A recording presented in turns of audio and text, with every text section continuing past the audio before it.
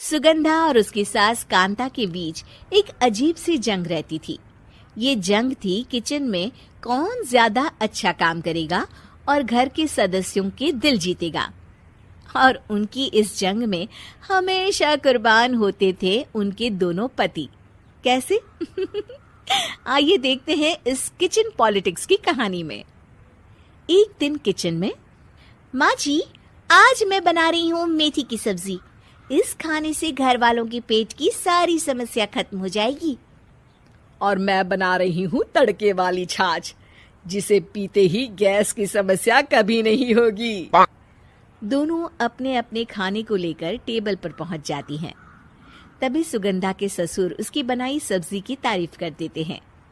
अरे वाह, मेथी की सब्जी भी बनी है, बड़ी ही स्वादिष्ट है। वाह बहू वाह।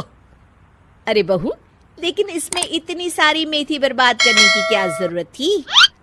देखिए माँ जी, ये तो वो मेथी है जो आप रात में भिगोकर सुबह उसका पानी पीती हैं, और जो मेथी फेंक देती हैं उसी से मैंने ये सब्जी बनाई है। अरे वाह बहू, तुमने तो बड़ा ही समझदारी का काम किया। बस अब क्या था, कांता जी का तो मानो ये सुनकर खून ही सूख गया। वो फैसला कर लेती है कि किसी भी तरह वो अपने खाने की तारीफ लेकर ही रहेगी और सुगंधा को किचन में उसकी कमियां गिनाएगी। कांता फ्रिज खोलकर देख रही होती है और फिर सुगंधा से कहती है, अरे बहू, ये क्या, पूरा फ्रिज गंदा पड़ा है। तभी वहाँ सुगंधा का पति आ जाता है। वो सुगंधा को डांट कर कहता है, सुगंधा, तुम्हें कितनी बार कह रखा है कि वायरस फैल रहा है, साफ सफाई का पूरा ख्याल रखना है, लेकिन तुम किचन में इतनी गंदगी रखोगी तो कैसे चलेगा। सुगंधा सास की तरफ देखती है जहाँ वो मुस्कुरा रही होती है। सुगंधा समझ जाती है कि सास ने उससे बदला लेने के लिए ये सब किया है। दोनों रात के खाने की तैयारी में लग जाती हैं। दोनों ना एक दूसरे की तरफ देखती हैं और ना ही एक दूसरे से बातें करती हैं। रात को खाने की टेबल पर एक एक कर दोनों कई तरह के अलग अलग व्यंजन टेबल पर लगा देती हैं और अपने अपने पति के पास जाकर खड़ी हो जाती हैं। अरे खाइए जी खाइए, मैंने बड़ी मेहनत से बनाया है।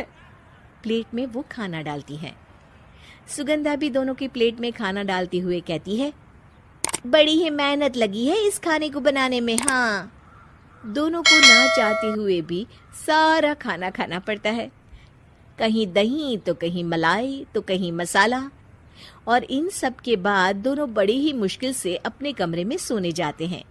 लेकिन अगली सुबह सुगंधा का पति चिल्ला रहा होता है, हाय रे, हाय मेरा तो पेट खराब हो गया, हाय माँ बहुत दर्द हो रहा है। तो वहीं कांता के कमरे से भी कुछ ऐसी ही आवाज आने लगती है। हे भगवान, इस सास बहू की लड़ाई हमारी जान लेकर रहेगी।